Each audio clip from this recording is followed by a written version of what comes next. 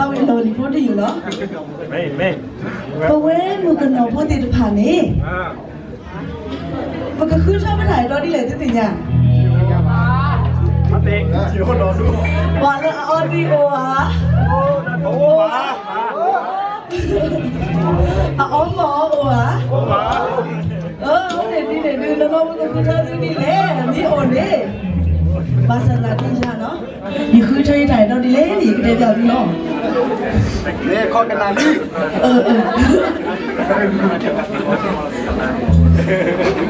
คอกันนาลีนั่นนะพ่อ